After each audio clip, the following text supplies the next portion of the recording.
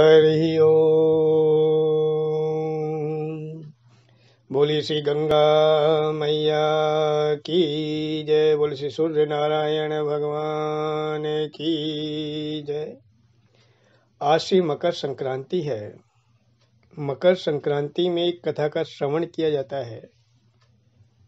आज हम उसी कथा का श्रवण करेंगे। पुराणों में आता है कि इक्ष्वाकु वंश में एक राजा थे जिनका नाम सगर था।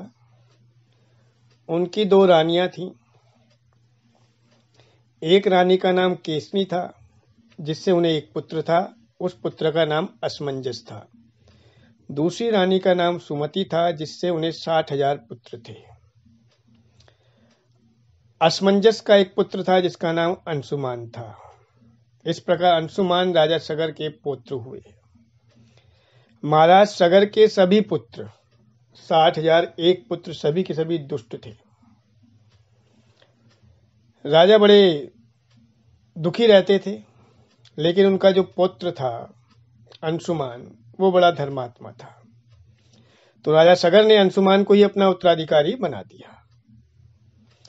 प्राचीन परंपरा के अनुसार राजा सगर ने एक अश्वमेध यज्ञ का आयोजन किया, जिसके अंतर्गत उन्होंने अपने यज्ञ का घोड़ा छोड़ा। अब इंद्र राजा सगर से ईर्ष्या करता था, तो इंद्र ने यज्ञ की उस अश्व को चुराकर पाताल में कपिल मुनि के आश्रम में बांध दिया। अब यहां पर अश्व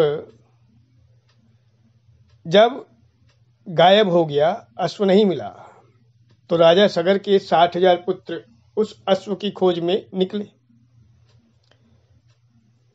पूरी पृथ्वी को उन्होंने ढूंढ लिया, लेकिन उन्हें अश्व नहीं मिला। पृथ्वी पर अश्व न मिलने की दशा में उन लोगों ने एक जगह से पृथ्वी को खोदना शुरू किया और खोदते खोदते पाताल लोक में पहुंच गए। अब घोड़े की खोज में वे सभी कपिल मुनि के आश्रम तक पहुंच गए। वहां घोड़ा बंधा देखा, तो घोड़े को मुनि के आश्रम में बंधा देखकर राजा के सगर के उन 60,000 पुत्रों ने सोचा कि मुनि ने इस घोड़े को बांधा है। अब जब वो कपिल मुनि पर प्रहार करने के लिए भागे, तभी कपिल मुनि ने अपनी आंखें खोली और उनके तेज से राजा सगर के सभी 60,000 पुत्र वहीं जलकर भस्म हो गए। इस घटना की जानकारी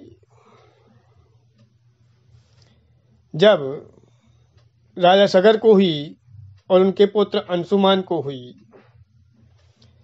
तो अंशुमान मुनि के आश्रम में गए और उनको सहृदयता से प्रभावित किया। अंशुमान ने मुनि की प्रार्थना करी। मुनि प्रसन्न हुए, कपिल मुनि, और अंशुमान को घोड़ा ले जाने की अनुमति दे दी। लेकिन अपने पूर्वजों, जो 60,000 पूर्वज जो कपिल मुनि की क्रोध से भस्म हो गए थे, उनके मोक्ष का जब उन्होंने उपाय पूछा, तो कपिल मुनि ने कहा कि गंगा जल के स्पर्श से ही इनको मोक्ष की प्राप्ति होगी।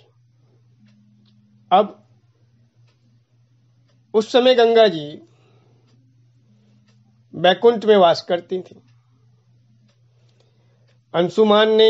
अंशुमान के बाद उनके पुत्र दलीप ने, सभी ने भगवान और गंगा जी को प्रसन्न करके पृथ्वी पर लाने का प्रयास किया।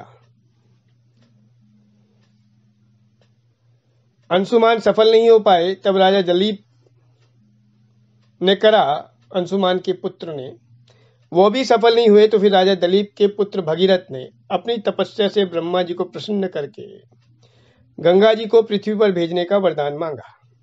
अब ब्रह्मा जी ने कहा कि गंगा जी का वेग बड़ा तेज है, महादेव शंभु ही उन्हें संभाल सकते हैं, तो उन्हें प्रसन्न करो। तब भागीरथ ने भगवान शिव की अत्यंत कठोर तपस्या की। महादेव प्रसन्न हुए। तब महादेव ने ब्रह्मा जी कमंडल से निकली गंगा जी को अपनी जटाओं में रोक लिया और फिर उनको पृथ्वी पर छोड़ा। इस प्रकार गंगा जी बैकुंठ से पृथ्वी पर अवतरित हुई और आगे आगे भगीरथ जी चल रहे हैं, पीछे पीछे गंगा जी चल रही हैं। अब भगीरथ जी गंगा जी को लेकर उस स्थान पे पहुंचे जिस स्थान पर उनके 60,000 पूर्वज थे। गंगा जल के स्पर्श से उन 60,000 पूर्वजों को मोक्ष की प्राप्ति हुई। भागीरथ जी की तपस्या से अवतीत होने के कारण ही गंगा जी को भागीरथी भी कहा जाता है। और ये मान्यता है कि इसी दिन गंगा जी ने राजा सगर के 60,000 पुत्रों का उद्धार किया और इसी दिन गंगा जी गंगा सागर में मिली। जहां पर गंगा जी और सागर समुद्र का मिलन होता है उसे गंगा सागर कहा जाता है, जो हिंदुओं का परम पावन तीर्थ है। और यह मकर संक्रांति का दिन था जिस दिन गंगा जी सागर से मिली। तो इसी शुभ अवसर पर गंगा जी का सागर से मिलन जो होता है, उस अवसर पर मकर संक्रांति का पवित्र त्योहार मनाया जाता है। कहा भी जाता है कि सारे तीर्थ बार बार, गंगा सागर एक बार। तो इस प्रकार मकर संक्रांति पर गंगा जी की इस कथा को सुनने से अनेकानेक पुण्यों की प्राप्ति होती है। बोलिए गंगा मैया की जय। हरि ओम श्री आह्वानम न जानामि विसर्जनम पूजाम च न जानामि सम्यताम परमेश्वर। मंत्रहीनम क्रियाहीनम भक्तिहीनम सुरेश्वर। यत्पुरितं मया देव परिपूर्णं तदस्तु मे, परिपूर्णं तदस्तु मे, परिपूर्णं तदस्तु मे। जय जय श्री राधे, जय जय श्री राधे, जय जय श्री राधे। श्यामली जुगल जोड़ी सरकार की जय। आज के आनंद की जय। बोले गंगा मैया की जय। बोले सूर्य नारायण भगवान की जय। श्री हरे नमः, श्री हरे नमः, श्री हरे नमः। बहुत बहुत आभार।